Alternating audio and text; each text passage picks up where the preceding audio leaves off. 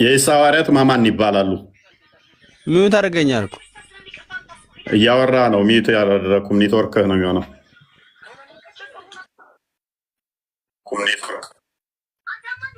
ይሰማል? አሁን ይሰማል ድምፅ ለአንተ? እኔ ጋር ሙይት ያሳየኛል። ትሰማለህ? በቃ እኔ ታች ሊሁን እሺ ሚዩት ያሳየኛል። ኦኬ ጀማል ወይ እንኳን ደህና መጣህ። ሰላም ይመስገነው። ሐዋርያት ማለት ምን ማለት ነው? ሐዋርያት ማለት ኢየሱስ ተከታይ ናቸው? አይደል ነው። የማን ተከታዮች ናቸው ሐዋርያት ነው? የኢየሱስ ተከታይ ማለት ነው። በሰዓቱ የነበሩ ማለት ነው። ኦኬ እነማን ናቸው? እነማን ናቸው? ስንት ናቸው? አሁን በዝርዝር ላመጣልህ አልችልም። ምን ያደርግልሃል? አሁን እሱን አመጣሁት እኮ አላመጣሁት ምንም ፋይዳ የለውም አይደል? ፋይዳ የለውም አለው። ምንም አይጠቅም ነው ምንም ማለት አይደለም። ስለነሱ አሁን እኮ ብናወራ ምንም አይጠቅምም ብዬ ነው እኮ ነው የማልኩህ እኮ። ምንም አይጠቅም ኮተት ነገር ነው እዚህ ቁርአን ውስጥ የተጻፈው እያልከኝ ነው። ጋር ምን ስማቸውን ማወቅ አሁን በዝርዝር ላይ ገብቼ ላመጣልህ ስንት ናቸው? እሺ 12 አካባቢ 12 ናቸው። ኦኬ 12 ናቸው። የኢየሱስ ደቀ መዛሙርቶች ወይንም ሐዋርያቶች ተከታዮች ናቸው። እሺ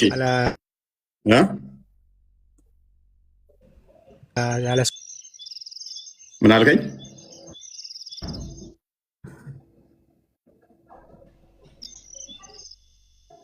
ምን አልከኝ ወንድማችን? አሁን በዝርዝር ስማቸውን ሁሉንም ልጠቅስልህ አልችልም እንጂ አውቃቸዋለሁ ብዬ ነው። ኦኬ አውቃቸው መጽሐፍ እነ ሰምዖን ምናምን በቃ እንደዛ ነገር ናቸው። ብዙ ናቸው። ጴጥሮስ፣ ዮሐንስ፣ ሰምዖን ምናምን። ኦኬ ያዕቆብም አለበት። ያዕቆብ። እሺ እንደዛ ነገር ነው። ኦኬ መልካም። ስለዚህ እነኚህ ያዕቆብ፣ ሰምዖን፣ ዮሐንስ እነ ማቴዎስ እነዚህ የኢየሱስ ወይንም ደግሞ በአንተ አስተምሮ የኢሳ ደቀ መዝሙር ወይንም ሐዋርያ ናቸው ብለህ ነው የምታምነው? ኦኬ ስለዚህ እነሱ ሙስሊም ናቸው ማለት ነው? አዎ በሰዓቱ የነበሩት ነብያቶች እንዳለ ሙስሊም ነበሩ።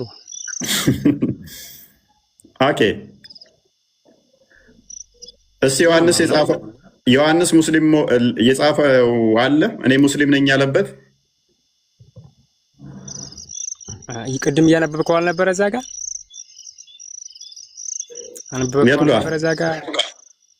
የቱ ጋር አንብበከው ነበረ? የሐዋርያቶቹ ሁሉም ሙስሊም ነበሩ የሚለውም ማለት ነው አይደል? እሱ እኮ አሁን እኔ ከነሱ ነው የምፈልገው። ለምሳሌ በዚህ ጉዳይ ላወራ ሳይሆን የገባሁት ማለት ነው ለበሽሽቅም እኮ ምናምን አይደለም። እዚህ ጋር መማማር አይደለ ነው አይደለ? ወይ ታስተምረን ወይ ደግሞ ልንጠይቅህ ጥያቄ ነው እኮ በሽሽቅ ምናምን እኮ አይደለም። አንተ ቢያንስ ወደ በሽሽቅ ደረጃ እንደዚህ ሙስሊሞች ምናምን እንዳትል ብዬ ነው። ገባ? እኔ ራሴ ጥያቄ ልጠይቅህና ችግር የለውም። አሁን በደንብ አስተውል። እነ ማቴዎስ፣ እነ ዮሐንስ፣ ጴጥሮስ፣ ጳውሎስ፣ ያዕቆብ የኢሳ ተከታይ ናቸው ሙስሊም ናቸው ስትል ኦኬ ዝም ብሎ ክሌም ነው። በሰዓቱ የነበረው ህዝብ እንዳለ እኮ የሱ ተከታይ ነበር አይደል? እነሱ ለየት ያሉ ልክ እንደ ቅድሚያም እሱ ጋርም ስለተማሩ ለየት ያሉ ስለሆኑ ነው እንጂ ቢያንስ እንደ ደረሳ እንደምንለው እንደዛ ነገር ነው እንጂ እኮ ህዝቡ ራሱ በሰዓቱ የነበረው ህዝብ ራሱ የኢየሱስ ተከታይ ነበር። አብዛኛው 12ቱ ብቻ አይደሉም ነው 12ቱ ብቻ ናቸው። አይ እኔ ስለ ህዝቡ ሳይሆን ስለ ጭፍራው ህዝብ ሳይሆን እኔ ጥያቄ ስለ ሐዋርያቶቹ ነው። ስፔሲፊካሊ ስለ ሐዋርያቶቹ ነው እንጂ ስለ ህዝቡ አይደለም። ህዝቡ ይከተለዋል አይከተለውም አይደለም። ሐዋርያቶቹ የተባሉት ስለ እነሱ ላይ ብቻ ነው ስፔሲፊካሊ።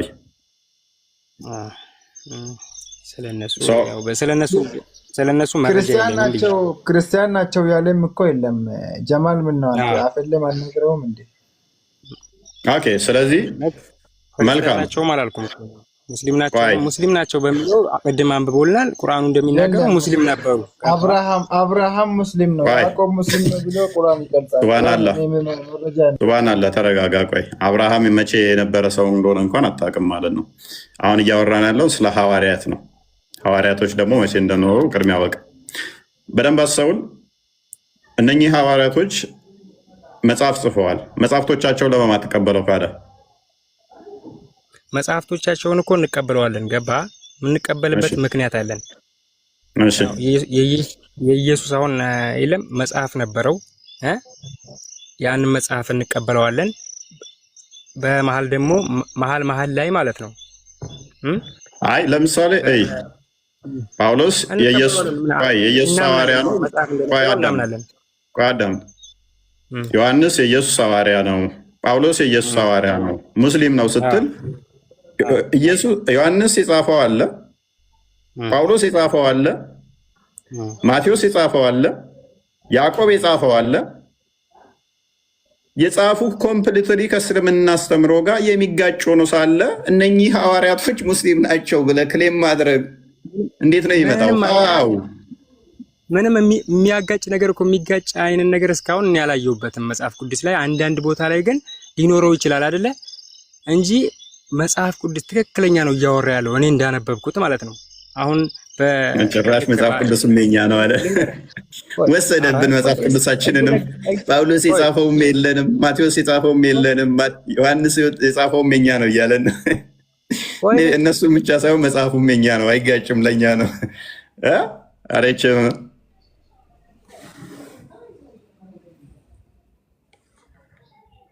አለው ላለ ለምን ሰዎቹ ሐዋርያቶቹ ብቻ መጽሐፍቶቻቸውም የኛ ነው? ጭራሽ ከሞኝ ገበሬ ደጅ ሞፈር ይቆረጣል ነው ነበር ይባለው። አባባሉ ጠፋኝ። እኔ ጳውሎስ የኛ ነው ላለው ጭራሽ መጽሐፉም የኛ ነው ይለኛል። ጳውሎስ የጻፈውም የኛ ነው። ማቴዎስ የኛ ነው ላለው ኖ ማቴዎስ የጻፈው ማቴዎስም የኛ ነው። ዮሐንስም የኛ ነው፣ የጻፈውም የኛ ነው። ወገን ተዘርፈናል፣ ተዘርፈናል። ምንም አልቀረንም። ምንም ማያውቀውን ህዝብ እዚህ ሰብስቤ አንተ ዝም ብለህ ምንድን ነው አንተ ታውቃለህ። ኦኬ ና ታርጋም እየገባ ስለነበረ እንኳን ደህና መጣ ልበል እስኪ። እንኳን ደህና ቆያችሁ። መልካም ታውቃለህ ብዬ ስለማስብ አውቃለሁ ስላልክ ማለት ነው። ኦኬ ስንት ነበሩ የኢሳ ሐዋርያቶች? ስለ እስልምና ጠይቀኝ እንጂ ስለ ክርስትና ጠይቀን። የኢሳ ሐዋርያት ስንት ነበሩ? እኛ ስለነሱ እኛ አናውቅም። ኦኬ ስለዚህ እስልምና አይደለም አይደለ ጥያቄ? አሁን ሌላ ጥያቄ ጠይቅ። ስለ ሐዋርያቶቹ ተውና እነሱ እንትን ብሏቸዋል መጽሐፉ ትንሽ እንትን ስለተባለ አሁን የጠየቁን ብቻ መልስ። የኢሳ ሐዋርያቶች ስንት ነበሩ? 12 12 ለምንድነው 12 የሆኑት? እሱን እንግዲህ ያው እኔ አላውቅም ለምን እንደሆነ። ኦኬ ከ12ቱ እስቲ ቢያንስ አንዱን ስም ብቻ ንገረኝ። ማን ይባላል ከ12 አንዱ?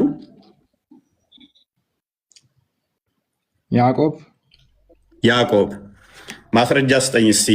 ያዕቆብ የኢሳ ሐዋርያ ነው የሚል ያው መጽሐፋችሁ ነው የሚለው። መጽሐፋችሁ ነው የሚለው ከኛ መጽሐፍ ወስዶ ሉክ መጽሐፍታችሁ የእኛ መጽሐፍ ላይ ያዕቆብ የኢየሱስ ደቀ መዝሙር ነው ይላል። ከዛ በእኛ መጽሐፍ ላይ ወስድና የኢየሱስ ደቀ መዝሙር ያዕቆብ ነው፣ ሙስሊም ነው።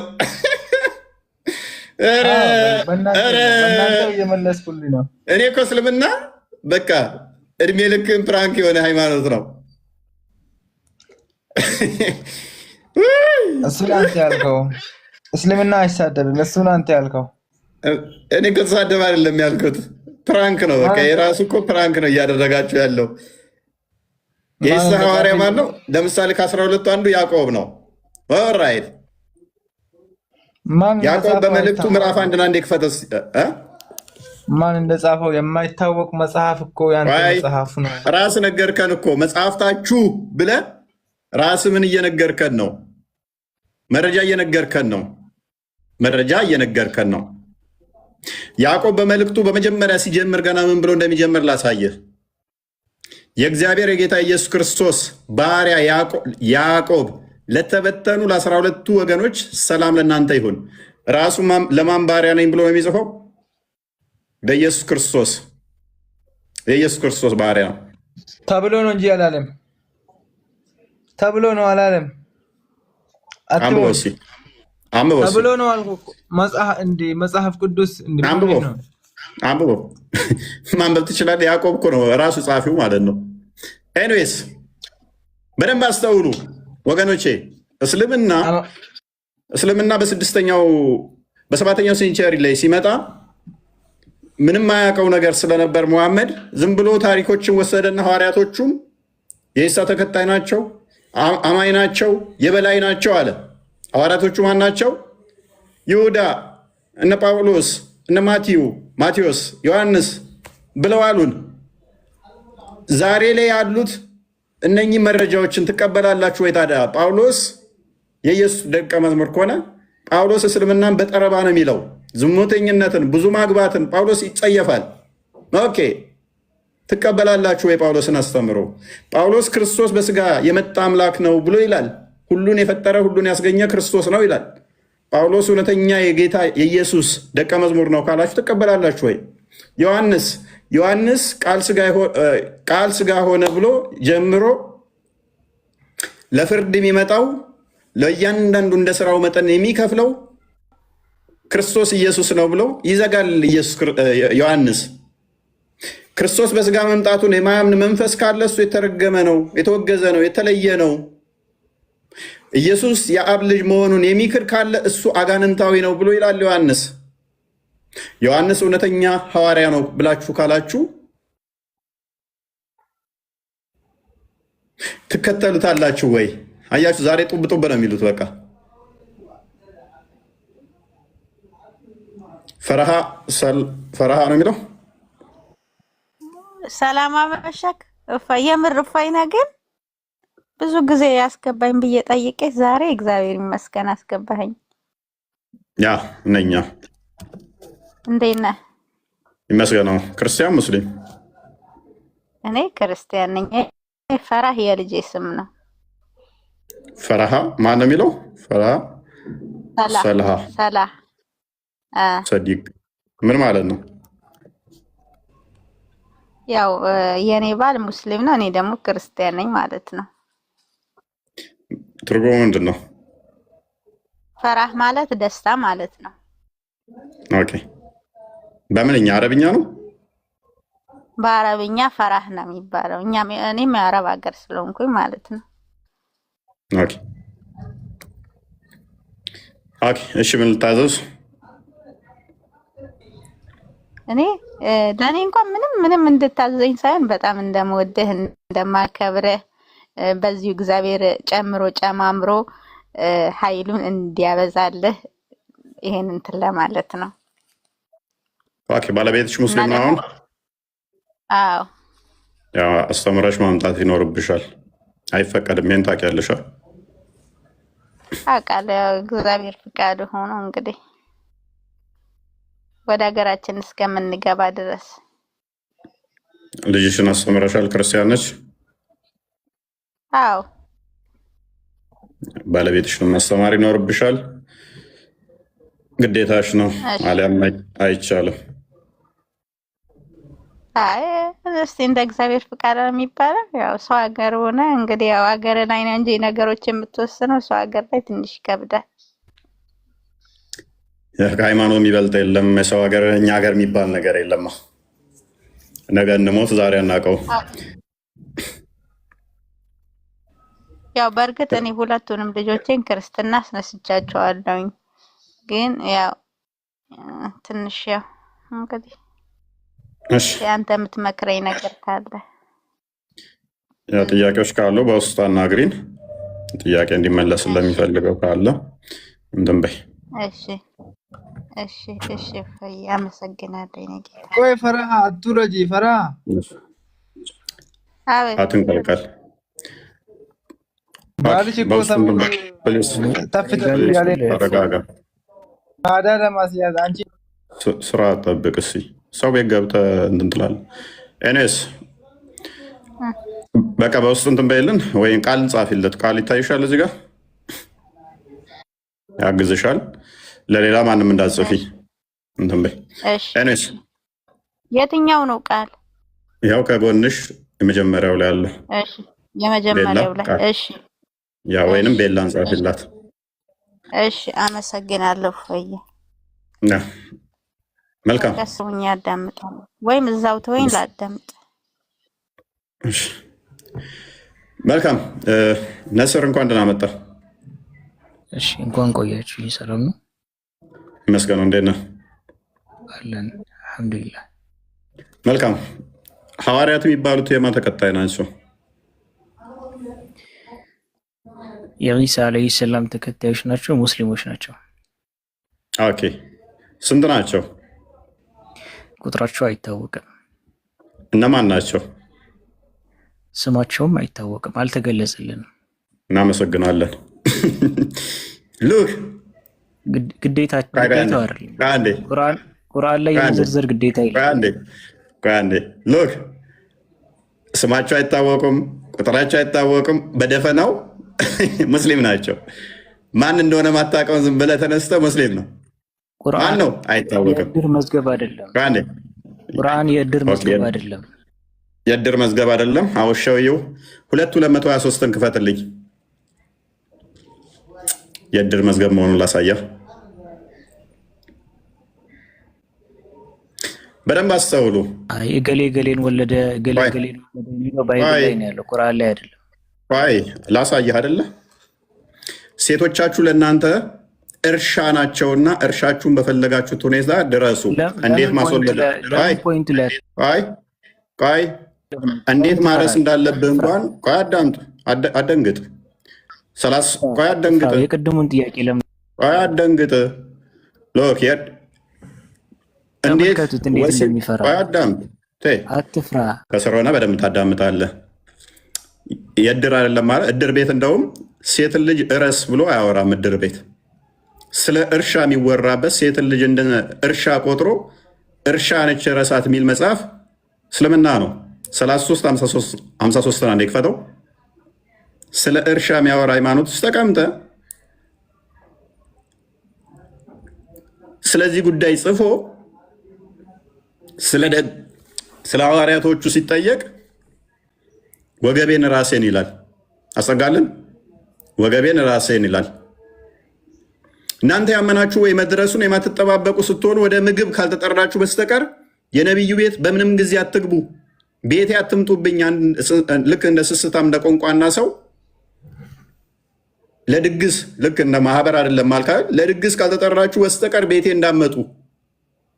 በተመገባችሁ ጊዜ ወዲያውኑ ተበተኑ። ማህበር ነው። ተበተን ስትባል የምትበተነው ጥቃሽሙ ጨርሰናል ተበተን ሲል ትበተናለህ። ለወግ የምትጫወቱ ሆናችሁ አትቆዩ። ማህበር ከተበተነ በኋላ ሂድ እንደሚባል ማለት ነው። ይህ ነቢዩን በእርግጥ ያስቸግረዋል፣ ከእናንተም ያፍራል። ራሱ እየነገራቸው ያስቸግረዋል፣ ያፍራል። ተበተን ከቤቴ ግን አላህ ከእውነት አያፍርም። ዕቃንም ለመዋስ በጠየቃችሁ ጊዜ ከመጋረጃ ኋላ ሆናችሁ ጠይቋቸው። ሚስቶቹን እንዳያዩበት እኮ ነው። ዜነብን ያገባለታ ነው ይሄን ያወረደው። ሚስቱን እንዳያዩበት እኔ ቤት መታችሁ ዕቃ እንኳን ለመዋስ ከፈለጋችሁ ከመጋረጃ ኋላ ሆናችሁ ነው እንጂ መጣራት ያለባችሁ። መጋረጃ ከፍታችሁ ወደ ቤት እንዳመጡ። ይህ ለባሎቻችሁ ለልቦቻችሁ የበለጠ ንጽሕና ነውና ያለ መልእክተኛ ልታስቸግሩ ሚስቶቹንም ከእርሱ በኋላ ምንጊዜም ልታገቡ ለእናንተ አይገባችሁም። ከዚህ በላይ እድር አለ እንዴ? ሸንጎ ራሱ ከዚህ የእድር ቤት ይላል እንዴ? ኤኒዌይስ እድር ማለት ይሄ ነው። አሁን መልሰውና ቶፒኩ ላይ ሱራ 61 14 አንዴ ክፈተው እስኪ።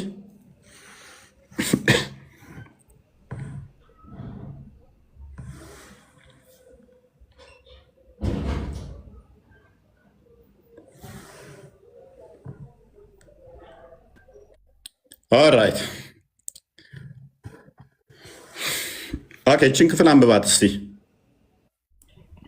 እናንተ ያመናችሁ ሆይ የመርየም ልጅ ዒሳ ለሐዋርያቶች ለምን ታስላላችሁ? በቤትም ሆነ ትፈራለህ? በቤት ሆነ ትፈራለህ? በቃ ነብዩ መስየው ነው። ነብዩ ጋር እየተመሳሰርኩባት ነው። ቡሃሪ 6982 ላይ ቡሃሪ 3 ላይ ነብዩ ሄራ ዋሻ ውስጥ ተጨምቆ ፈርቻለሁ እያለ ከድጃ ቀሚስ ውስጥ ላይ ተወሸቀው። ፕሊስ የፈራው ነብይ ነው። ጅማት ውስጥ ከሚገጠር ድረስ ማጅራቱ ተገትሮ ሮጦ የመጣውና ቀሚሷ ውስጥ የገባው ነብይ ነው። ለምን ትፈራለህ? አሁን ግባ። ለምን በስድብ ለምን ትደበቃለህ? አሁን ግባ። ይኸው ግባ። ሐዋርያቶቹ እነማን ናቸው እኮ? ጥያቄ ምንድን ነው? ሐዋርያቶቹ እነማን ናቸው?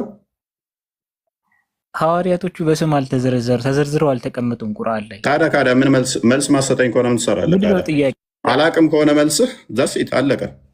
ጨረስን። ጥያቄ ምንድን ነው? ጨረስና እስልምና እንዴ ምንም እኮ ጥያቄ ለራሱ ግልጽ አዳምጥ። እሺ ሎክ መልእክተኞች ብሎ የሚያላቸውን ሙስሊም ናቸው የሚላቸው መልእክተኞቹን እንኳን አያውቅም። ማታቅ ከሆነ ስንት ናቸው አያውቅም። እነማን ናቸው አያውቅም። አዳምጥ። በስም የመዘርዘር ግዴታ የለበትም። ፕሊስ በቃ ከስሩን ድንቁርና እንዲህ ከተጠናወተ ከስሩን የሚከተላቸውን በደንብ አስተውሉ። እነማን ናቸው አያውቅም። ስንት ናቸው አያውቅም። ሙስሊም ናቸው ይላል። እነማ በማይታወቅ ሜዳ ላይ ማለት ነው። ምናል ድንቁርና አይምሯቸውን እንደተጠናወተው ይዩት። ሱራ 12 111 ነው። አንዴ ክፈተው። እነኚህ ሐዋርያቶቹ የበላይ ናቸው፣ መሪ ናቸው የተባሉት መልእክተኛ የተባሉት አይታወቁም። ቁርአን አያውቃቸውም ማለት ነው። እንደዛ ከሆነ ማታውቃቸውን ከሆነ ሰንበዲያውን ተነስቶ ፍቅር ሲዝማውን እንደሚያደርገው የኢሳ እንደዚህ ፍቅር ሲዝም ናቸው ማንኛው ስትለው ስሙ አልተገለጸም። ስንት ናቸው ስትለው አይታወቁም። ማንም ክሌም አንተም ተነስታ ሃይማኖት መመስረት ትችላለህ። እንደዛ እያልክ ማይታወቅ ሰውዬ ቁጥራቸው ማይታወቁ የዛሬ 1000 ዓመት ያህል እፎይ ላይቭ ላይ ቲክቶክ ላይ ያስተምራል ብለዋል። ማን ያለው እንደዛ? ስሙ አይታወቅም። ስንት ናቸው እንደዛ ያሉት? አይታወቁም። ነገር ግን ምን ብለዋል? እፎይ በቲክቶክ እንደዚህ ያስተምራል ብለዋል ብዬ መጽሐፍ ነው። ከዛ ወዲያ ደንቆሮ ህዝብ ተገኘ የሚከተለኝ እንደዛ ብሎ ያምንብኝና ይከተለኛል ማለት ነው። ማን ነው እፎይ በቲክቶክ ያስተምራል ያለው? ስሙ ማን ይባላል? አይታወቅም። ስንት ናቸው? አይታወቁም። እናንተ ሰዎች ግን ተምራችኋል? ኬጂ ራሱ ገብታችሁ ተምራችኋል?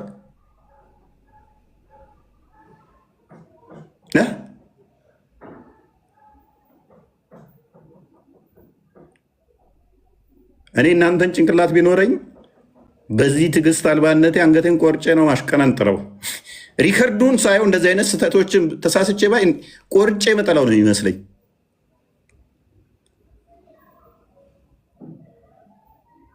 ሊቃውንቶቹ ደግሞ ምን ይላሉ?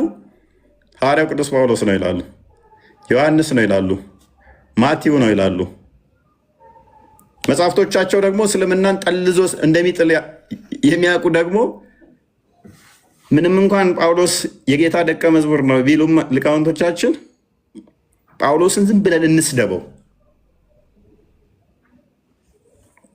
ቁርአናቸው ደግሞ ምን ይላል? በታሪካቸው ውስጥ ለአእምሮ ባለቤቶች በእርግጥ መገሰጫ ነበረ። ይህ ቁርአን የሚቀጣጥፍ ወሬ አይደለም፣ ግን ያንን በበፊቱ ያለውን አረጋጋጭ ለነገር ሁሉ ፓርሻሊ አይደለም፣ ለነገር ሁሉ ለሚያምኑ ህዝቦችም መሪና ችሮታ ነው። ለነገር ሁሉ ገላጭና አብራሪ ከሆነ ሐዋርያቶቹ እነማን ናቸው? አይታወቅም። ቁጥራቸው ስንት ነው? አይታወቅም። የት ሀገር አስተማሩ? አይታወቅም። እንዴት ነው የሆኑት? አይታወቅም። ኢሳ እንዴት ሄደ? አይታወቅም። ኢሳ ምን ሰራ? አይታወቅም። ምን አስተማሩ? አይታወቅም። እንዴት ወሲብ ማድረግ እንዳለብህ፣ እቃ እንዴት መዋስ እንዳለብህ ምግብ ለመብላት ቤት መቀመጥ እንደሌለብህ፣ ሴትን ልጅ እንደ ቁራሌ መለወጥ እንዳለብህ ስድብ በደንብ ተጽፏል ቁርአን ውስጥ። ታሪክ ሲኮርጅ መሐመድ በስራ ስላልኮረጀ ማለት ነው። በጣም እናዝናለን። በጣም ነው ማዝነው እኔ። ሴጣን ምን ያህል ሊሰራ እንደሚችል በሰዎች ላይ አይምሯቸውን ምን ያህል ማኒፑሌት አድርጎ ሴጣን ሊጫወትባቸው እንደሚችል ስታዘብ በጣም ነው የምታመመው። ማለት ምን ያህል አጋንንት የሰዎችን አይምሮ ሊቆጣጠር እንደሚችል። አንዳንዶቹ 19 ናቸው ይላሉ፣ አንዳንዶቹ 15 ናቸው ይላሉ፣ አንዳንዶቹ 14 ናቸው ይላሉ፣ አንዳንዶቹ 12 ናቸው ይላሉ፣ አንዳንዶቹ 13 ናቸው ይላሉ። የጌታ ደቀ መዛሙርቶች እርስ በርሳቸው የተጋጩ ማለት ነው። የኢሳ ሚሽን ምን ነበረ? የበላይም ከሆነ ደቀ መዛሙርቶቹ ወይንም ሐዋርያቶቹ አሸናፊና ኃያል ከነበሩ ኢሳን አስደብቆ ሳይሰቀል ማስመለጥ ለምን አስፈለገ? ካደ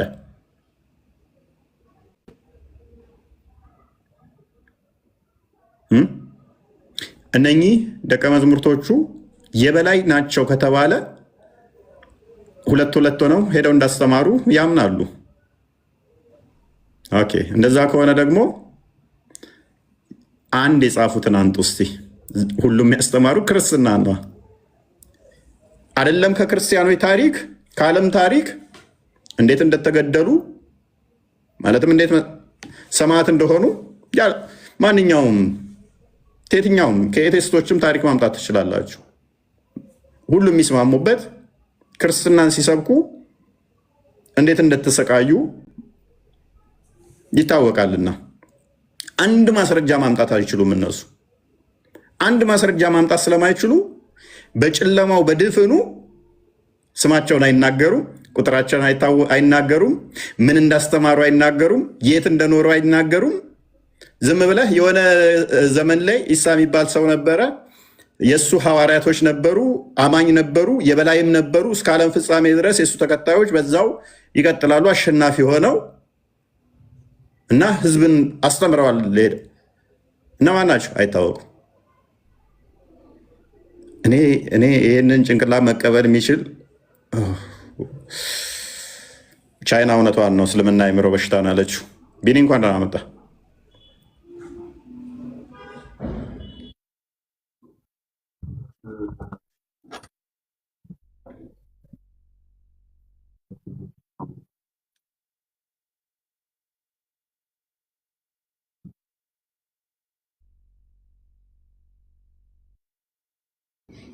የሴት እድር ሊሆን አይችልም። ስለ ሴት የቆመ ሳይሆን ስለ ወንዶች የቆመ ነው። በጣም በብዛት ማየት ይቻላልና የወንድ እድር ነው የሚባለው ራሱ መጽሐፉ ራሱ የወንድ እድር እንደሆነ በግልጽ ያሳያል። እስካሁን ስትናገረውም ነበር። ብዙ ማውጣት ይቻላል። በተለይ የሴቶች ምዕራፍ ተብሎ የተቀመጠ ላይ እዛ የወንድ እድር እንደሆነ ወይም የወንድ የበላይነትን የሚያስቀጥል መጽሐፍ እንደሆነ በግልጽ ያስቀምጣል። እና ወንድማችን አልተሳሳትክም። የወንድ እድር ስለሆነ የሴት እድር ሊሆን አይችልም። የሴት እድር የሚቆመው ለሴቶች መብት ነው፣ ሴቶች የሚሰባሰቡበት ነው። ቁርአን ደግሞ ለሴቶች መብት አንድም ቦታ ስላልቆመ የወንድ እድር ስለሆነ ስህተት ተናግረሃል ብዬ አላስብም። ለማንኛውም ይሄን ለማለት ነው። ቀጥሎ እፎይ። ያ በደንብ አስተውሉ። እንግዲህ እስልምና እንደዚህ ከሆነ ያለ መረጃ ላይ የተመሰረተ በእንደዚህ አይነት አቋቋም ላይ የቆመ ከሆነ ምንድነው እሱ ዋስትናችሁ? ታዲያ ምንድነው ዋስትናችሁ?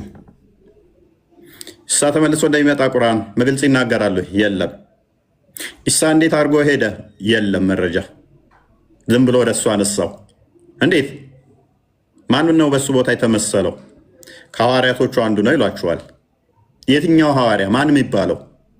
አይ አንዱ በቃ ዝም ብለህ በደፈናው መን በቃ በደፈናው ዝም ብለህ እመን። የዛሬ 10 ዓመት በፊት አንተ ያየኸው ወይ አንቺ ያየሽው ልጅ ዛሬ እኮ እጥስ ብሎ ሲል ወደ ሰማይ ዘሎ ተመለሰ። ብልህ ማን ነው ብለሽ አትጠይቂኝም? እንዴት ማን ነው ማለታችሁ አይቀርም። አይ በቃ ህጥስ ብሏል። የዛሬ 10 ዓመት ብዙ ሰዎችን አይታችኋል። ከ10 ዓመት በፊት ደፈናው አስነጥሶ ወደ ሰማይ ደርሶ ተመልሷል። በቃ እመን እንደዛ ብዬ መጽሐፍ ጽፋለሁ። እመን ያውም ይሄ ታማኝ መሆኑ እናንተ ፈልጋችሁ ማድረስ እድላችሁ ሰፊ ነው። ምክንያቱም የዛሬ 10 ዓመት ላይ እናንተ ያያችሁት ካልኳችሁ በእርግጥም እናንተ አይታችሁታልና ማስታወስ ልችሉ ትችላላችሁ። በጣም ፈጣንና አይምሮ ካላችሁ ሜይ ቢ ጊዜ ፈጣን ብትሆኑ ማስታወስ ትንሽ ሊከብድ ይችላል። ሰማው ግን ይሻላል። ይሄ እንግዲህ አስቡ፣ በ1000 ዓመት ወደኋላ ተጉዘህ ስሙን ሳይነግርህ ቁጥራቸውን ሳይነግርህ ያስተማሩትን ሳይነግርህ የት እንደኖሩ ሳይነግርህ ሐዋርያቶች የሚባሉ አሉ።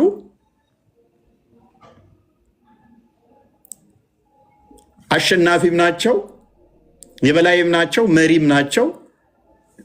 ሄደውም አስተምረዋል ይልሃል። ማን ናቸው? አይታወቅም ስማቸው። ስንት ናቸው? አይታወቅም ስማቸው። በስራቸው ተከታይ ነበር? አዎ ተከታይ ጭፍራ አላቸው፣ የበላይ ናቸው። እንደዛኛው ላይ ደግሞ ለምሳሌ አለ ያዕቆብ አለ። በምን አወቅ ያዕቆብ መሆኑን?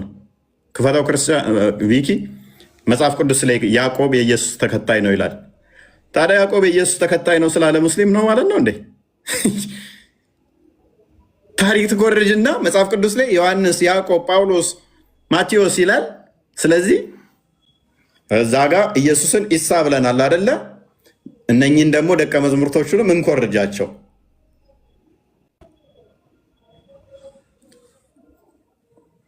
ስትኮርጅ ደግሞ አስተምሮታቸው ያስተማሩት ጠልዞ ይጥልሃል መጽሐፉ። እነሱ ያስተማሩት እነሱ የጻፉት መጽሐፍ ደግሞ እስልምናን ፍርስርሱን ያወጣዋል። ስማቸውን ይወስዱና መጽሐፍቶቻቸውን አንወስድም፣ እምነታቸውን ራሳችን ዝም ብለን በራሳችን እንጻፍላቸው። መቼ? ከ600 ዓመት በኋላ እነሱ ካለፉ። ቁጭ ብለህ አሁን እኔ ብድግ ብዬ አፄ ቴዎድሮስ እንዲህ ነው ብዬ ብጽፍ እንደማለት እኮ ነው። ምንም መረጃ ሳልጠቅስ ማለት ነው። ተገለጠልኝ ብዬ አፄ ቴዎድሮስ የጦርነቱ ለታ የሚገርማችሁ በጣም አዛጋው። ካዛጋው በኋላ ከጎኑ ያለው ገብርዬ ማን ነው ረዳቴ ብሎ ሲጠይቀው አፄ ቴዎድሮስ እኔ ያለኋ ምናምን አለው። ከዛም ቡንጁ የሚባለው አምላካችን አይዞ አትፍራ አለው። ከዛ ልክ እንደዛ አትፍራ እንዳለው ገብርዬ ሰማው። ገብርዬ በመስማቱ በጣም ደስ አለውና 18 ጊዜ ወደ ሰማይ ዘሎ ወደ ምድር ሰገደ ብዬ መጽሐፍ ጽፋለሁ። ከዛ እንደ ሙስሊሞች አይነት ጭንቅላት ያላቸው ሰዎች ካሉ ይከተሉኛል እኔን ማለት ነው። ኧረ ተው በአፄ ቴዎድሮስ ጊዜ የተጻፈው መጽሐፍ እንደዛ አይልም ብሎ ሲለኝ ተከታዮቹ ና ይኸው እፎይ የጻፈው መጽሐፍ ላይ እንደዛ ይላል። እፎይ እኮ በአፄ ቴዎድሮስ ጊዜ አልነበረም። ታዲያ ምን እኔና አፄ ቴዎድሮስ 150 ዓመት ሞላው እንዴ?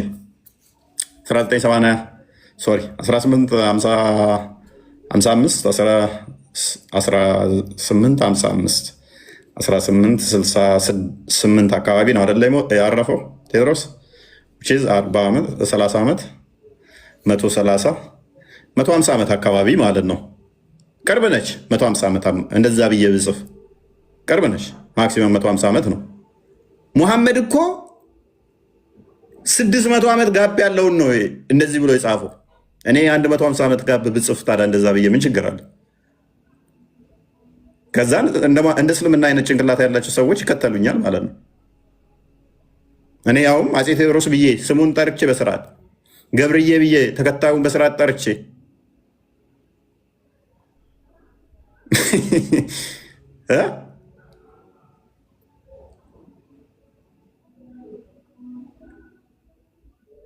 ሙስሊም ስትሆኑ የማስተዋል ጭንቅላታችሁ ይወሰድባችኋል። ምክንያቱም ሴጣን በጣም ከባድ ነው። ሴጣን በጣም ከባድ ነው። አጋንንት ወንድማችን ብላችሁ ስትጠጉት አጋንንት ሙሉ ለሙሉ ስራውን ይሰራል። ይሄ ደግሞ በጣም ከባድ ያደርገዋል።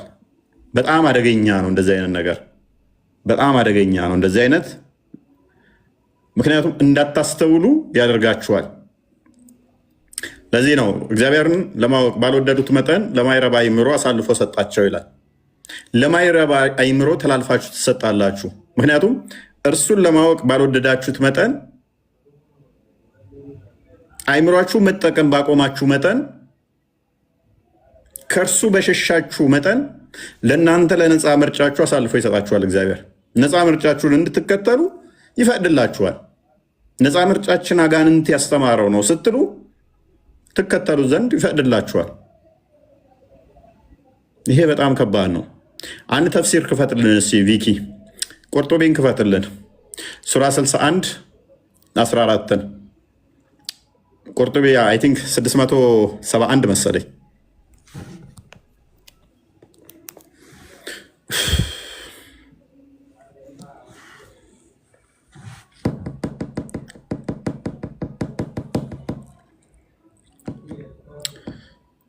አንተ ብልያ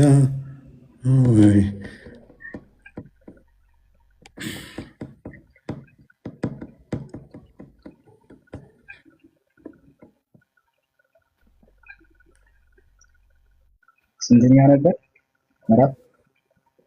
61 14 እፎይ ለምን ትፈራለህ? ቁርጡቢን ትቀበላለህ? 2200 ሰው ባለበት አዋረድኩ እኮ። እውነት ነው። ነብይህን ሆኜ ነው። ቁርጡቢን አይታችኋል። እንደ ነብይ በነብይ ወጥቼ ነው።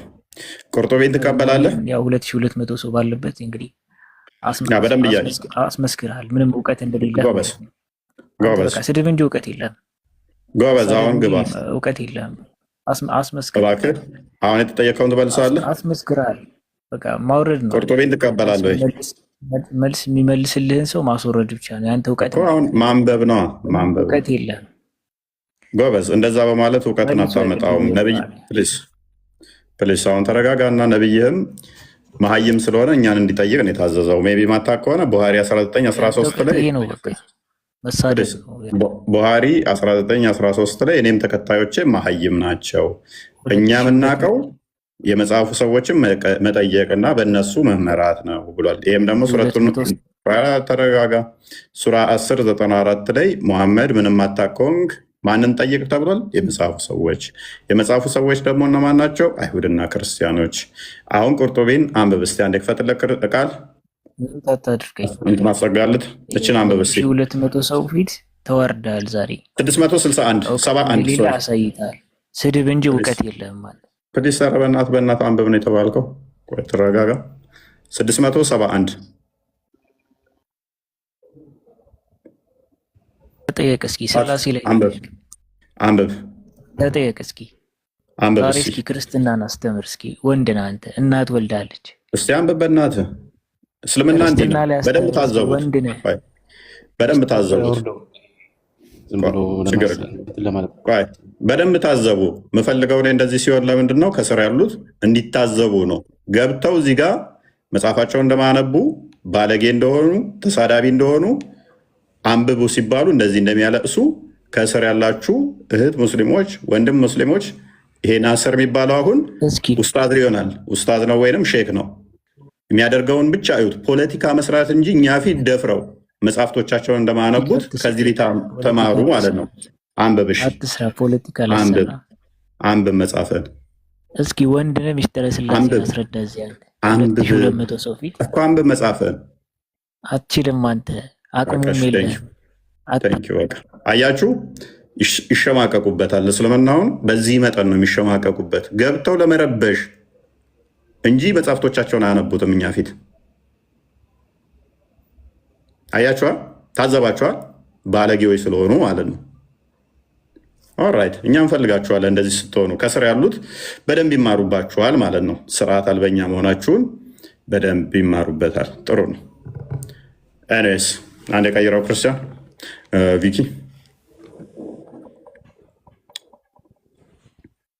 አይ ዛ ድረስ መሄድ ይጠበቅብሃል ብለህ ነው። አውቶማቲክ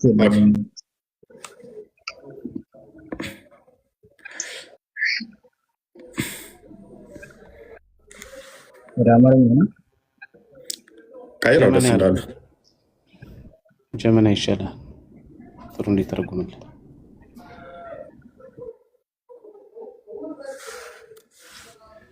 ይሰማል ድምጼ? ይሰማል። በውስጥ 5 ጉዳዮች አሉት። የመጀመሪያው የአላህ ሁሉን ቻይ የሆነው ቃል እናንተ ያመናችሁ የሚለው የቁርአኑን ክፍል ነው እያለ ያስቀምጠውና እንዲህ ይላል። ስለ ዑስማን ቢን ማዙን የተወረደው ለአላህ መልእክተኛ አላህ ይባርካቸውና ሰላም ይስጠው ሰላዋት ያወርዳል እንዲህ ስላላቸው ነው። ብትፈቅዱልኝ ኖሮ ኸውላን እፈታለሁ መነኩሴ ይሆናል። አብዝተዋል። አይ ቲንክ ሱራ ስንት ነው የከፈትከው? 61 ነበረ። 61 ቁጥር 11 ነው ያደረኩት። ለካፉ በለኛ 11 ነው ያደረኩት።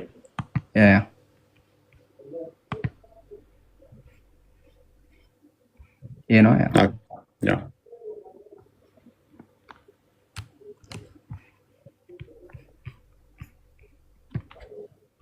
እግረ መንገዳችሁ ስትገቡ አትደናቆሩ። እሺ ከስር ነው ወይስ ከመጀመሪያው ልጀምር? እሺ እንትኖቹን ያቸው ሙሉ ስላደረከው አላውቀውም የትኛው። ከዚያም ሙሐመድ እንዲህ አለ በአረፍተ ነገር ውስጥ በተዘዋዋሪ ትርጉም አለ ይላል። ሙሐመድ የእግዚአብሔር ረዳቶች ሁኑ በላቸው ይልና እግዚአብሔር የሚለው አላህን ነው። የኢየሱስ ጓደኞች እንደነበሩት ረዳቶች ሁኑ፣ እርሱም በእግዚአብሔር ጸጋ ረዳቶችና ደቀ መዛሙርቱ ነበሩ ይላል። ደቀ መዛሙርቱ የመልእክተኞቹ ልዩ ጓደኞች ናቸው። ማእመር እንዲህ ብሏል፣ ይህ የሆነው በአላህ ጸጋ ነው፣ ማለትም ደገፉት። እነርሱም 70 ሰዎች ነበሩ። እነሱም 70 ሰዎች ሚላቸው እንግዲህ አሁን 70ዎቹ አርድት የሚባሉትን ማለት ነው። 72ቶቹ አርድቶች የሚባሉትን 70 ሰዎች ነበሩ ይላቸዋል። እንዴት እንደሚኮርጅ ብቻ አዩ።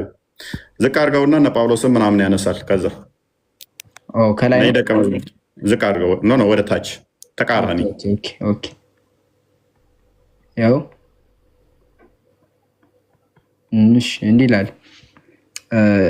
አላህ በኢሳ ዘመን ያመኑትን ሙሐመድን በካዲዎች ላይ እንዲያሸንፉ በማድረግ ረዳቸው ይልና እንዲህም ተብሎ ነበር፣ አሁን ሙስሊሞቹ ከሁለቱ የተሳሳቱ ቡድኖች ጋር ደግፏቸዋል። አላህ ነበረ ከዚያም ወደ ላይ ያሉትን የአላህ ልጅ እግዚአብሔርን ወደ ራሱ አስነሳው ይላል። የእግዚአብሔር ልጅ ነበር፣ አላህም ወደ ራሱ አስነሳው። ከፍ አድርገው ያው ደቀ መዝሙር አምጥቷቸዋል። እሱ ጋር አንብበው እሱ ጋር ያለውን አንብበው። ያንተን የጨመርኩበት ምንድነው ፎንት ሳይዝ ይታያችኋል። ኢየሱስ ወይም ዒሳ ኢብን ሻቅ እንዲህ ብሏል። የታሪክ ምሁሩ ዒሳ ከደቀ መዛሙርቱና ከተከታዮቹ መካከል የላካቸው ጴጥሮስና ጳውሎስ ወደ ሮም፣ እንድሪያስና ማቴዎስ ወደ ህዝቡ የሚበሉበት ምድር ወደሚበሉበት ምድር ህዝቦች ወደሚበሉበት ሰው ወደሚበሉበት ማለት ነው። ህዝቡ ወደሚበላበት ቦታ። ቶማስ ወደ ምስራቅ ወደ ባቢሎን ምድር፣ ፊልጶስ ወደ ካርቴጅ በአፍሪካ ውስጥ ወዳለችው ወደ ካርቴጅ ማለት ነው። ዮሐንስ ወደ ደሴስ የዋሻው ሰዎች መንደር ማለት ነው በቅንፍ። ያዕቆብ ወደ ቅድስት ከተማ ወደ ኢየሩሳሌም ሄደ። ኦኬ እንግዲህ ምን አለ ኮረጁት ይሁ ደቀ መዛሙርቶቻችንን ወስደው ጳውሎስ፣ ማቴዎስ፣ ጴጥሮስ ማቴዎስ የኛ ነው እያሉን ነው። ጳውሎስ የኛ ነው እያሉን ነው። ሙፈሲሮቹ መጥተው ጳውሎስ የኛ ነው፣ ማቴዎስ የኛ ነው፣ ጴጥሮስ የኛ ኦኬ። እንደያ ከሆነማ አስተምሮታቸውንም ውሰደው፣ መጽሐፍቶቻቸውንም መጽሐፍቶቻቸው ወገበ ዛላውን ነው የሚቆርጠው። የእስልምናን አስተምሮ በጠረባ ነው የሚለው።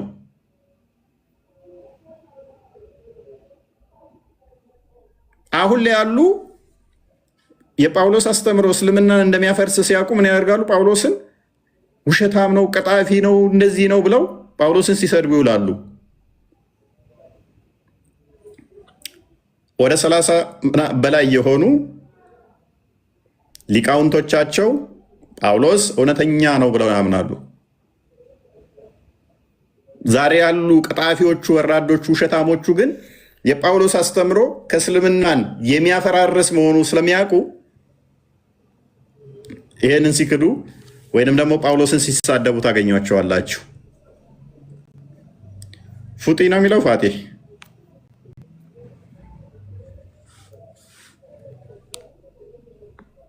ፉጢ ሙስሊም ክርስቲያን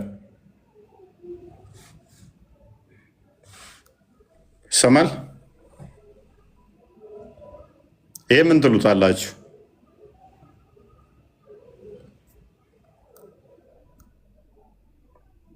ይሄንን አስተምሮ ምንድን ነው የምትሉት?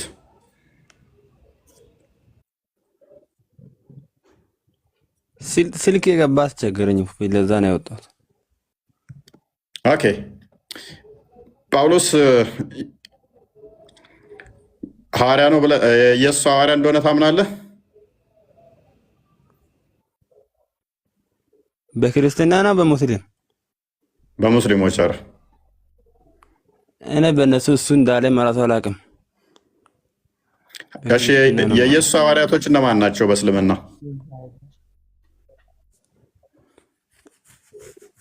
እዛ ጋር እሱ አንድ እሱን ብቻውን ነብይ ብሎ አይደለም የሚያምኑት።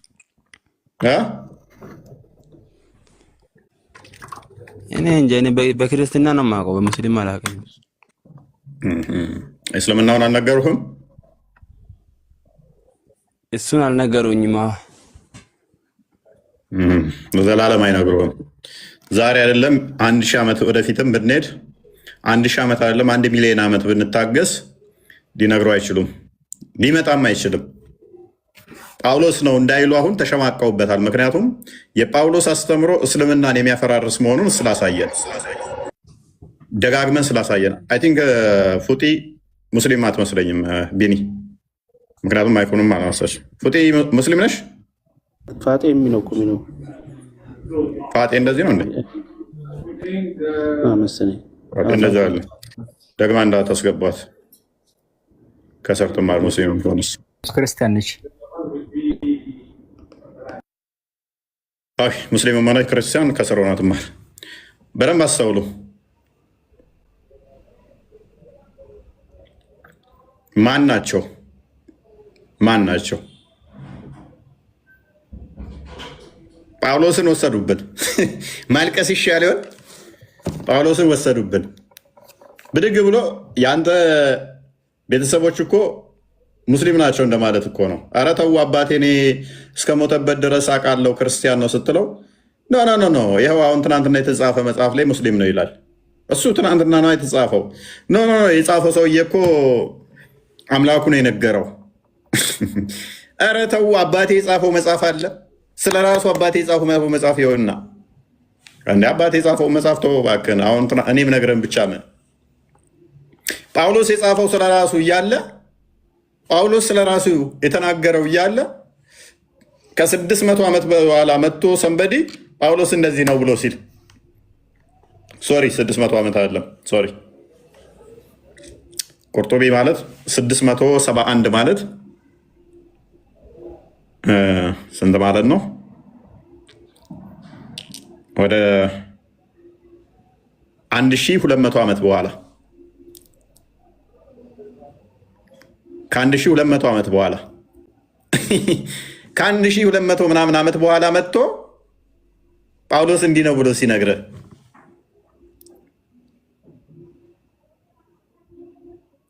ጳውሎስ አስተምሮ መጽሐፍ ጽፎ ካለፈ ከ1200 ዓመት በኋላ መጥቶ ጳውሎስ ሙስሊም ነው ብሎ መጽሐፍ ሲጽፍ ከዛ እሱን እምነት ብለህ ስትከተል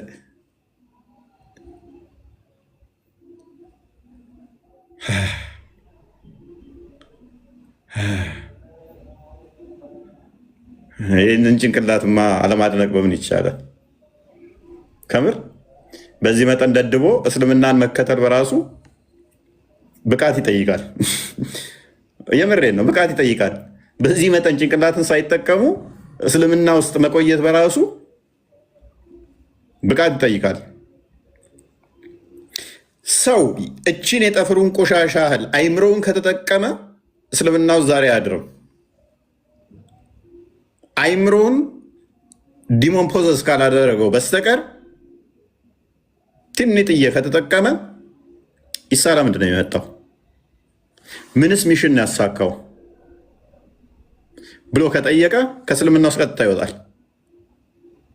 ለምንድን ነው እሱ ተመልሶ ይመጣል የተባልኩት ብሎ ከጠየቀ ቀጥታ ከእስልምና ይወጣል። ሐዋርያቶቹ ምን ሰበኩ? ምንስ አስተማሩ? የበላይ እስከሆኑ ለምን ድብብቆች መጫወት አስፈለገ? መደበቅ የሚያስፈልገው አንድ አካል ሽንፈት ሲገጥመው ነው።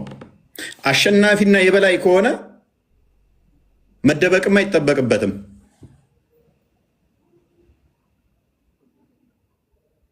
ኢሳ ያሳካው ምንድን ነው? በእስልምና ከድንግል መወለዱ፣ ሴጣን ማይነካው መሆኑ፣ ሐዋርያቶች ያሉት መሆኑ ምንድን ነው ታዲያ ያሳካው? ይሄ ሁሉ ፕሪቪሌጅ ተሰጥቶት ምንድን ነው የፈጸመው? ተከታዮቹ እሳ ፌል ነው ያደረጉት ማለት ነው። የበላይ ናችሁ ተብለው አሸናፊ ናችሁ ተብለው ምንድን ነው ያሳኩት? ስማቸው እንኳን ምንድን ነው? ምን አስደረጉ? ምን አስተማሩ?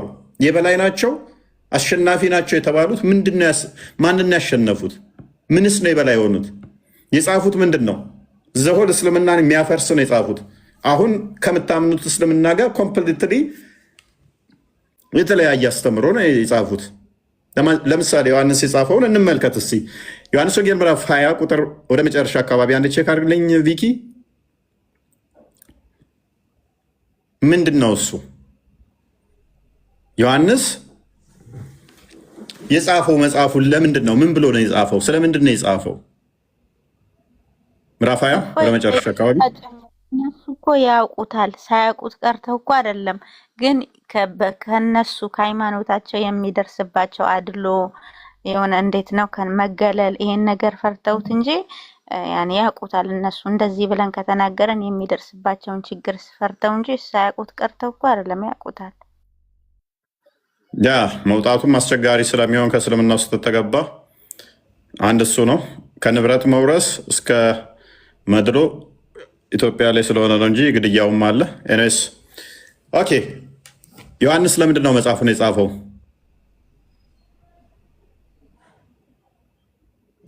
ዮሐንስ የጌታ ደቀ መዝሙር ከ12ቱ አንዱ መጽሐፉን ለምንድን ነው የጻፈው? ዮሐንስ ይንገረን እስቲ። ነገር ግን ኢየሱስ ክርስቶስ የእግዚአብሔር ልጅ እንደሆነ ታምኑ ዘንድ አምናችሁም በስሙ ሕይወት ይሆንላችሁ ዘንድ ይሄ ተጽፏል አለ። የጌታ ደቀ መዝሙር መጽሐፉን የጻፉት ለምንድን ነው? ኢየሱስ የእግዚአብሔር ልጅ መሆኑን አምነን በስሙም ሕይወት ይሆንልን ዘንድ ነው የተጻፈው መጽሐፍ ይሉናል።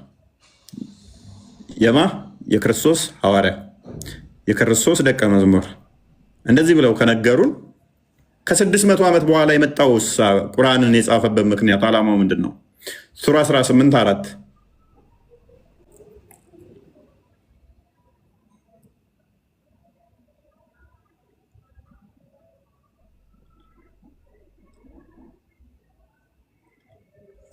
እነዚያንም አላህ ልጅን ይዟል ያሉትን ሊያስፈራራበት አወረደው ይላል። ቁርአን የተጻፈው የወረደበት ምክንያት አላህ ልጅ ይዟል ያሉትን ለማስፈራራት ነው። ከ600 ዓመት በኋላ የኢየሱስ ደቀ መዛሙርት ወይ ደግሞ መጽሐፍ ቅዱስ የተጻፈው ለምንድን ነው ይሉናል? ኢየሱስ የአብ ልጅ መሆኑን አምነን በስሙም የዘላለም ሕይወት እንደምናገኝ ለዛ ነው የጻፍነው መጽሐፉን ብለው አስተማሩ። ከ600 ዓመት በኋላ የመጣው ደግሞ ኖ ይሄ ቁርአን የተጻፈው አላህ ልጅ ይዟል ያሉትን ለማስፈራራት ነው። ሊያስፈራራ አሸባሪ ስለሆነ ማለት ነው። ለማሸበር ነው የተጻፈው። ምክንያቱም መሐመድ ግልጽ አስፈራሪ ብቻ ስለሆነ። አንደኛ ዮሐንስ ምዕራፍ 5 ቁጥር 3 አንድ ቼክ አድርገው እስኪ።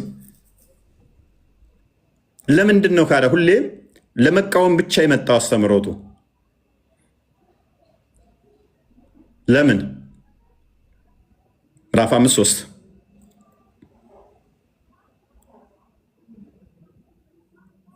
ኦኬ ከፍ አድርገው እስኪ። ኦኬ ቁጥር 5 ላይ አድርግልኝ። ኢየሱስ የእግዚአብሔር ልጅ እንደሆነ ከሚያምን በቀር ዓለምን የሚያሸንፍ ማን ነው ይላል ዮሐንስ። መልእክቱን ሲጽፍ አሸናፊው ማን ነው ይለናል? ኢየሱስ የእግዚአብሔር ልጅ መሆኑን የሚያምን ነው ይላል።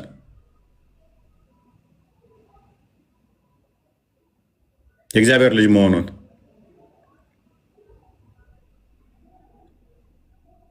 ቁጥር 20 ላይ አድርገው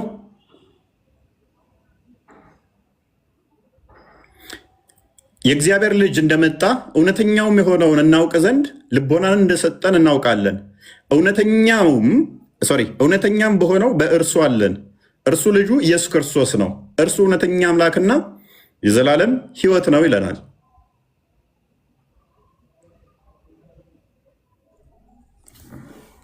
የእግዚአብሔር ልጅ እንደመጣ እውነተኛም የሆነውን እናውቅ ዘንድ ልቦናን እንደሰጠን እናውቃለን።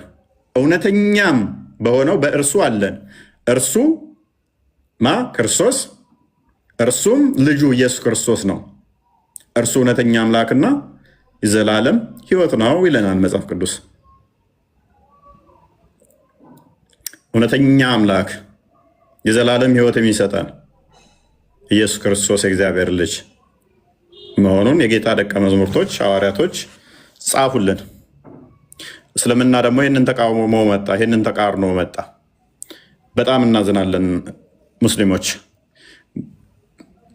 ምን ያህል አጋንንት አይምሯችሁን እንደተቆጣጠረው ስናስብ ይሄንን እንደ ፀሐይ ፍክት ብሎ የሚታየን ደመና በሌለበት ወለል ብላ ፀሐይ እንደምትታየው ወለል ብሎ ወንጌል እየታየ መልእክታቶቹ የጻፉት እየታየ አይምሯቸው ምን ያህል እንደተቆጣጠረውና እንዳያስተውሉ እንዳደረጋቸው ስታስቡ እኛን ደግሞ ይሄንን እውነት ከሐሰት እንድንለይ ያስቻለን አምላክ የተመሰገነ ይሁን። እውነተኛ የሆነውን እናውቅ ዘንድ ልቦናን እንደሰጠን እናውቃለን አለ። እውነተኛም በሆነው በእርሱ አለን አለ። በማ በክርስቶስ አለን።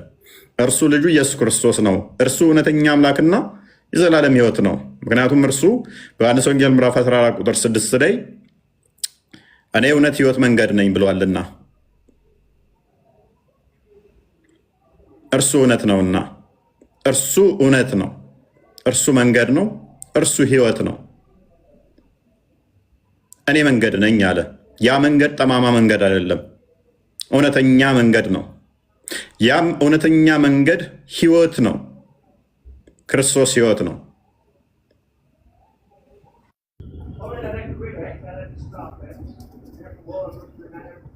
ቢኒ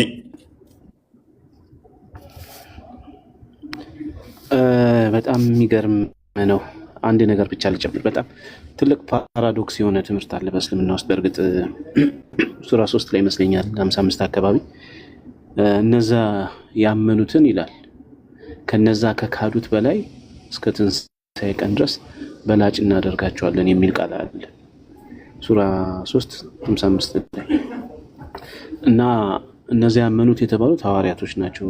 እኛ የኢየሱስ ሐዋርያ ነን ሲሉ ምን አላቸው አለ እነዛ ያመኑትን እነዛ ከካዱት በላይ እስከ ትንሣኤ ቀን ድረስ በላጭ እናደርጋቸዋለን የሚል ቃል አለ። የካዱት የተባሉት አይሁዳውያን ናቸው። ያመኑት የተባሉት ደግሞ ምኖች ናቸው? ሐዋርያቶች ነው እንደዛ ብሎ የሚናገረው። ስለዚህ እነዚህ ሐዋርያት ደግሞ አሁን እፎይ እንዳስተማረን እንደነገረን ያመኑት ምን ብለው ነው? ኢየሱስ ክርስቶስ የእግዚአብሔር ልጅ ነው፣ ኢየሱስ ክርስቶስ ራሱ እግዚአብሔር ነው ብለው ነው የሰበኩት። ስብከታቸው ሁሉ ይሄ ነው። ክርስቶስ ኢየሱስ ስለኛ ይመጣል፣ ስለኛ መስዋዕት ሆኗል፣ ይቅርታ ስለኛ ቤዛ ሆኗል ብለው ነው ስብከታቸው ሁሉ።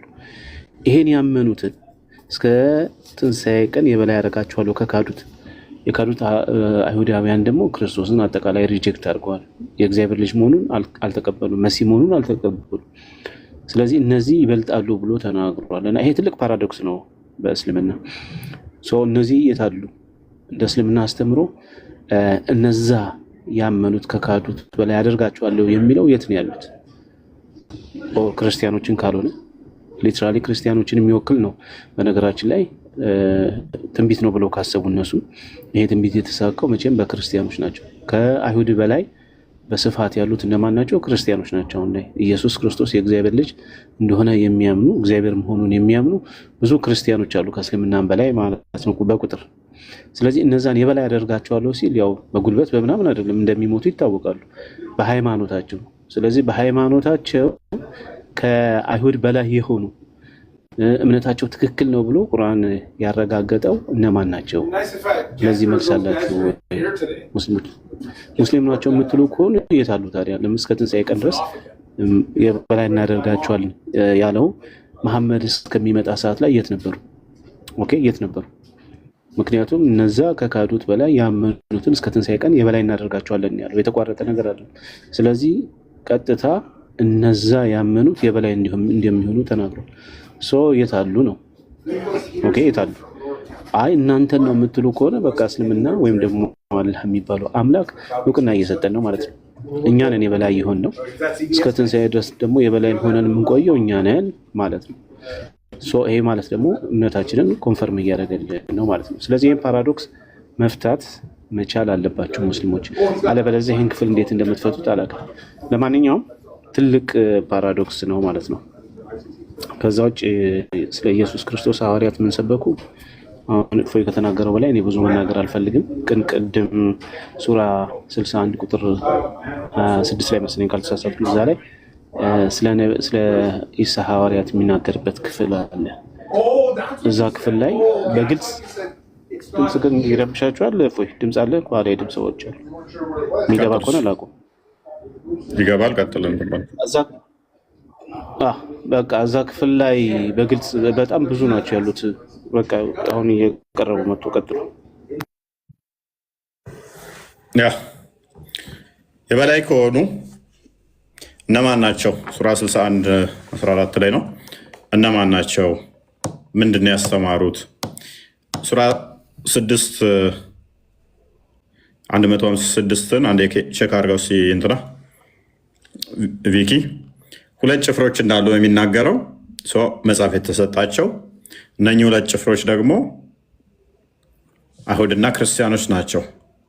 እስልምና የለም በዛን ሰዓት። ስለዚህ የበላይ የሆኑት እነማን ናቸው? 6156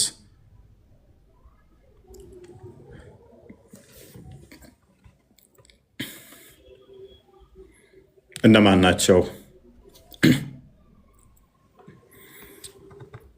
ኦኬ ያወረድነው መጽሐፍ የተወረደው ከበፊታችን በሁለቱ ጭፍሮች ላይ ብቻ ነው፣ እኛም ከንባባቸው ደንጊዎች ነበርን እንዳትሉ ነው ይላል።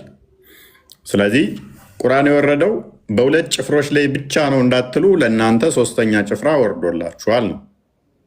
ያመነችው ጭፍራ የበላይ ሆነች ከተባለ ሁለቱ ጭፍሮች እነማን ናቸው ከተባለ አይሁድና ክርስቲያኖች ናቸው። መጽሐፉ ባለቤቶች መጽሐፉን የሚያነቡ ሁለቱ ጭፍሮች አይሁድና ክርስቲያን ናቸው። በቀራ 113 አንድ ቼክ አድርገው። ታዲያ እነኚህ አይሁድና ክርስቲያኖች እምነታቸው ከእስልምና ጋር ምን ይገናኛል? ምንም አይገናኝ ከሆነ ደግሞ የኢየሱስ ተከታዮች እነሱ ዛሬ ላይ መታችሁ ሙስሊም ነው ስትሏቸው አታፍሩም ወይ? 113 ነው ያልኩህ። አታፍሩም ወይ?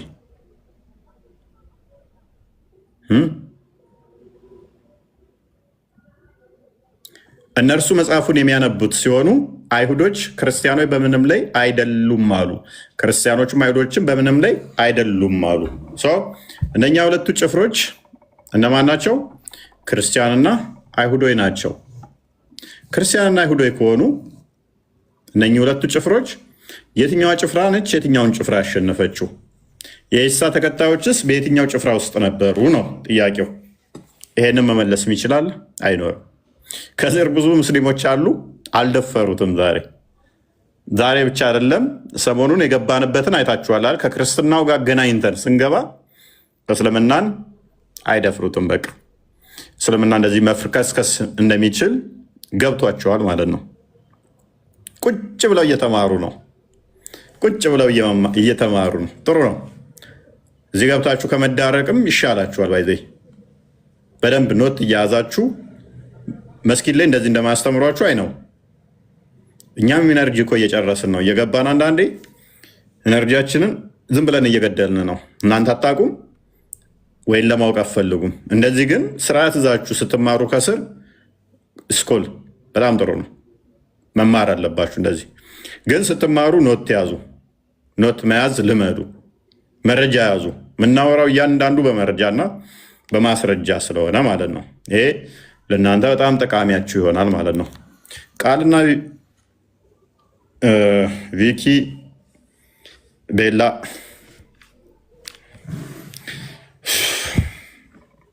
ያሰማልን። አንተም ደክሟል፣ ይብቃን። ረጅም ቆይተናል።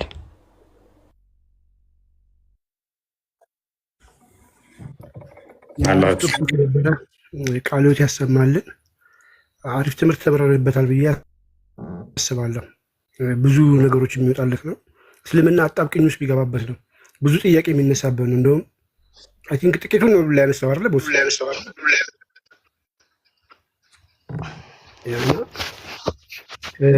እናመሰግናለን።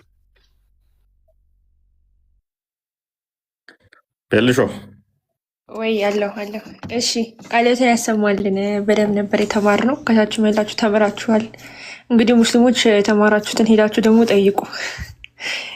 ያሰና በቃ ይሄን ነው። እናመሰግናለን። መልካም ሰይድ እንኳን አመጣ። የተማርከው ላይ ጥያቄ አለ ሰይድ? የተማርከው ላይ ጥያቄ አለ ወይንም ያልገባህ አለ? አልተማርኩም። ምን ስትሰራ ምን እየሰራ ነበር? አልነበርኩም። የኢሳን ሐዋርያቶች ታውቃቸዋለህ?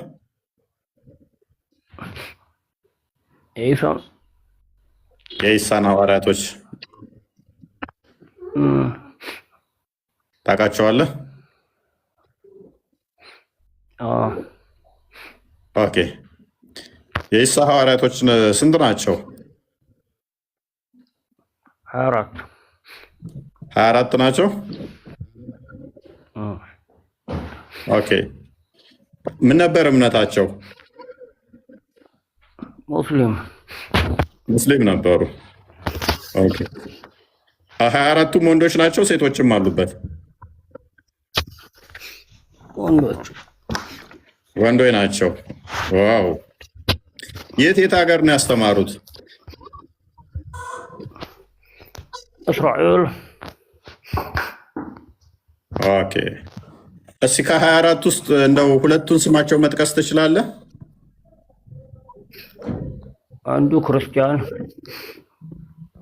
አንዱ ክርስቲያን። እሺ።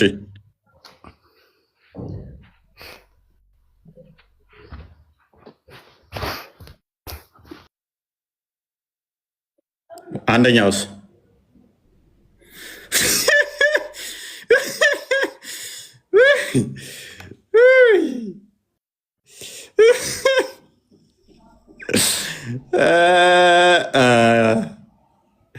ወይኔ ሙፈሲሮችም እንዲህ ነው የተወዛገቡት።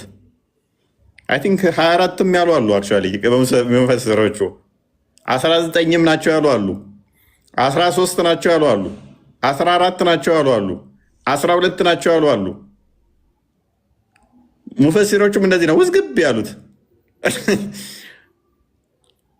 ደግሞ ምን እንደሚል ታውቃላችሁ? ቁርአናቸው በኢሳ ጉዳይ ላይ ጥርጣሬን ከመከተል እንጂ እውነት የላቸውም፣ እነሱ በጥርጣሬ ውስጥ ናቸው ብሎ እኮ ይላል። ጥርጣሬን እየተከተለ ያለው ግን ማን ነው? ውዝግብ ውስጥ ያለው ማን ነው? ራሳቸው ሙስሊሞች።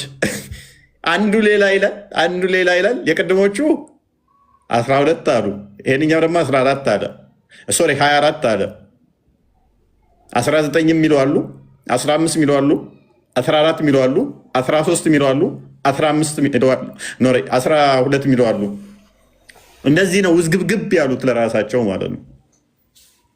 ግን በኢሳ ጉዳይ ላይ የተሳሳቱት አካላት በሱ ጉዳይ ላይ ውዝግብን ከመከተል ውጭ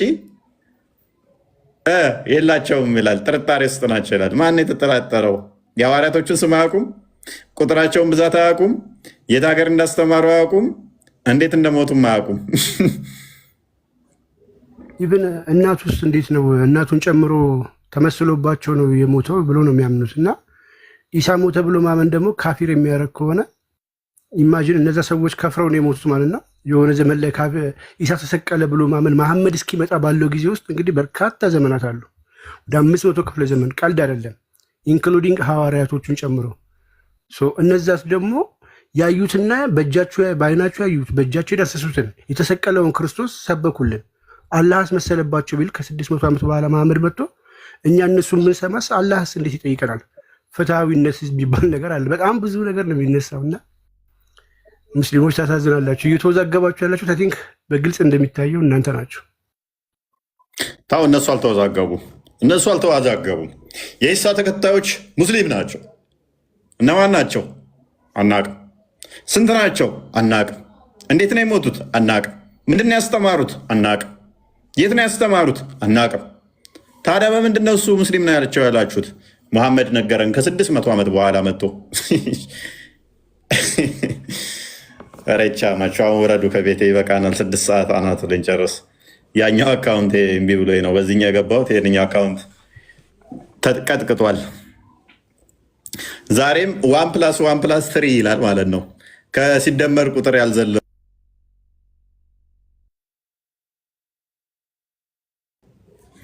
ስቲል ገና 1+1+ ላይ ነው። መልካም አዳርጉስ ቃሎት ያሰማል።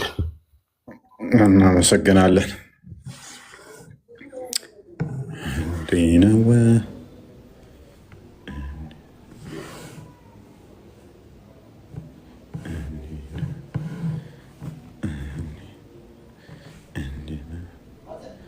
ኦራይት እናንተ ሰዎች ዛሬ ጥሩ ተምራችሁበታል ብለን ተስፋ እናደርጋለን። ክርስትናውን መሰረት ያደረገ እስልምና ማፍረስ እንዴት አያችሁት? እንደዚሁን ቀጥል ወይንስ ወደ ድሮ ቶፒካችንን እንመለስ? ክርስትናን በእስልምና የቀጠፈብንን እንደዚህ እንቀጥል? ክርስትናው ከእስልምናው አንጻር የክርስቶስን አምላክነት የክርስቶስን ሁለተኝነት አስተምሮ እያስተማርን እስልምና እንዴት እንደኮረጀ እንዴት እንደዋሸ እንዴት እያሳየን በዚህኛው መንገድ እንሂድ? ወይንስ እንደ በፊቱ ክርስትናውን ትተነው እስልምናው ላይ ብቻ አታኪንግ መንገድ እንስራ? ወይንስ ሞሮፍ እኛ የምንሰራው ፖለሚስቲኩን ነው ዊችዝ አታኪንግ ሜቶዱን እሱን እንስራ እንቀጥል? ወይንስ በዚህኛው መንገድ እንቀጥል? ይሄንኛው የትኛው ይሻላል? የትኛው ይሻላል?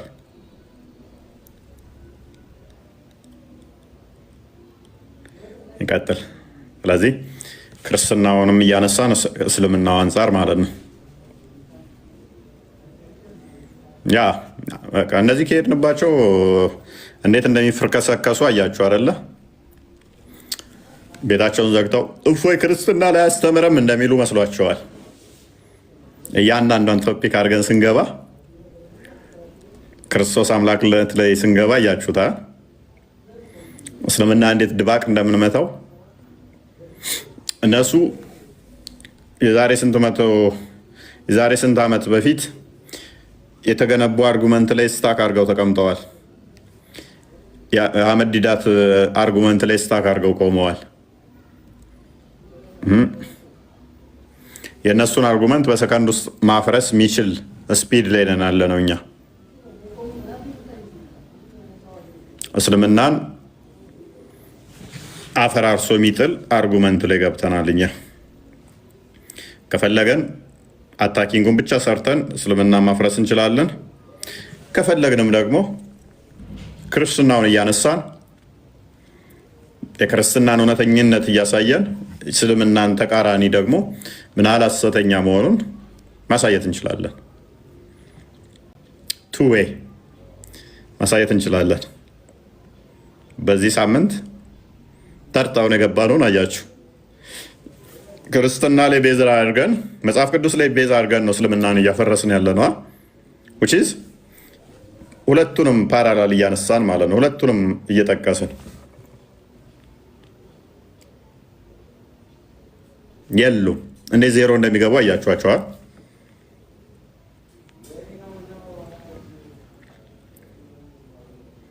ጭራሽ ይከፋባቸዋል የኛው መንገድ። ክርስትናውን እዘን እስልምናውን እንደዚህ ካስቀመጥ ነው እስልምናውን ከክርስትናው ጋር እንዲናነጻጽረው ካልን ምን ያህል እንደሚብረከረኩ አያችኋቸው አይደል? በፊት እንደውም ክርስትናውን ዝም ብለን እስልምናውን ብቻ ስንሞግታቸው ትንሽ ይፍጨረጨሩ ነበር። አይታችኋቸው ከሆነ ለመመለስ ትንሽ ይታገሉ ነበረ። እስቲ ፓራላል እናስቀምጠው እስቲ ብለን ስናመጣው ግን ሁለቱን እስቲ እንዲያርገን እናስቀምጥና እንየው ስንላቸው ምን ያህል ፍርክስክሳቸው እንደሚወጣ ያያችሁታ። ኢቨን መጽሐፍ ቅዱስን አንፈልግም በቃ እስልምና ወይን ብቻ ይሻለናል እስኪሉ ድረስ እንዲህ ነው። አቅማችንን ወቁ። ተራ ጉራ አይደለም ይሄ፣ ተራ ፉከራም አይደለም።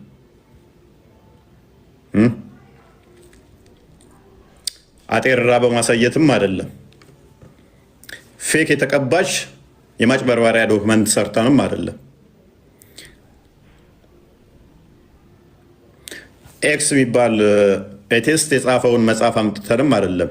የራሳችሁ ቁርአን፣ የራሳችሁ ሐዲስ፣ የራሳችሁ ሙፈሲሮችን ተጠቅመን እንጂ የተቀባባች ዶክመንቶችን እያሳየን አይደለም።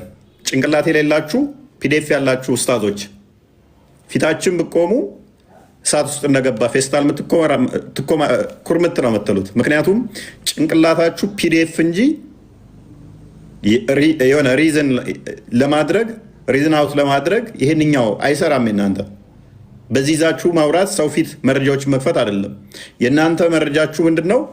የተቀባች አስቀድማ የተዘጋጀች ከኋላ ሰርተው የሚሰጧችሁ የእኛን እዚህ የምናነሳትን ቁጭ ብለው ሰርተው ከዛ ለእናንተ ምላሽ ብለው የሚሰጧችሁን ያችን ፒዲኤፍ ነው እንዲህ የሚከፍቱት። መልስ ለመመለስ እንኳን ያችን ፒዲኤፍ ነው የምከፍቱት እንዲህ ብላችሁ። እሷ ፒዲኤፍ ከእጃችሁ ከወጣች ምንም ናችሁ፣ ዜሮ ናችሁ። ፒዲኤፍ እስካለ ብቻ የምትንቀሳቀሱት ሴቶቹም ወንዶቹም ኡስታዞቹም ተራ ንዝዝር እንሰራለን የምትሉትም እውቀታችሁ ጭንቅላታችሁ ፒዲኤፍ ነች። እኛስ ማንኛውም ሰው ማንኛውም ኦዲየንስ የጠቀስነው መረጃ ቼክ እንዲያደርግ ፊት ለፊት ነው የምንከፍተው። ጥቅሱን እንጠቅሳለን፣ ፊት ለፊት ስክሪንሻት አድርጎ መረጃውን ቼክ እንዲያደርግ ነው የምናደርገው። የሆነ እንደዚህ ብለን ደባብቀን የቀባናትን ያዘጋጀናትን ለማጭበርበሪያነት አይደለም። እናንተ ግን ከአባታችሁ ከዳቢሎስ የእሱ ውልድ ልጆች ስለሆናችሁ ጭንቅላታችሁ ፒዲኤፍ ስለሆነች አስቀድማ የተዘጋጀች የማጭበርበሪያ መንገድ ስለሆነች የተለያዩ ሰዎችን መጽሐፍት ታመጡና ከክርስትናው ጋር ማይሄዱትን ታቀናጁና አስተምሮ አድርጋችሁ ንፋቂያችሁን ትዘሩበታላችሁ። ሰው በዛን ሰዓት ያንን መጽሐፍ ቼክ ማድረግ ስለማይችል መጽሐፉንም ደግሞ ላያውቀው ስለሚችል እንደዛ አድርጋችሁ ትደልሉበታላችሁ። እኛ ጋር ግን እንደዛ የለም። ማንኛውም ሰው ሊያዩ በሚችል ጥቅሱን እንጠቅሳለን፣ ፊት ለፊት ይከፈትላል። የተቀባች የሆነ ቦታ ላይ ሳይሆን ያዘጋጀናት የሆነ ፒዲኤፍ ሳትሆን ማንኛውም ሰው እኛ የጠቀስነውን ጥቅስ ሰርች አድርጎ እንዲያገኘው መረጃውን ሄደው እንዲያዩ አድርገን ነው የምናደርገው። ሙስሊሞች አሁን ያላችሁ ተስፋ፣ አሁን የቀረቻችሁ እድል ፒዲኤፋችሁን አጥብቃችሁ መያዝ፣ ሚስቶቻችሁን ሀና፣ አበበች፣ ቦንቱ ምናምን እያላችሁ ስሞቻቸውን እየቀያየራችሁ የአርቲስቶችን ፎቶ ፕሮፋይል እንዲያደርጉ አድርጋችሁ ሻዳ ማስያዝ ነው። ቢያንስ በእሷ ተጽናኑ፣ እሷን ተጽናኑባት። ቢዝነስም ስለሆነች በዛው መጽናኛችሁ እሷ ነች። ሙስሊማውን ተጸይፎታል ይህንን ልምምዳችሁን። የኔንም ፎቶ አስልሙት፣ ችግር የለው። እዚች ጋ ደግሞ ክርስቲያኖች ችግሩ የኔን ፎቶ በደንብ ስለሚያውቁት ነው እንጂ በቃ ጺሜን ኤአይ ስሩና አስልሙ፣ ችግር የለው። እኔም ፈእጄላችኋለሁ። ቢያንስ በሱ ተጽናኑ።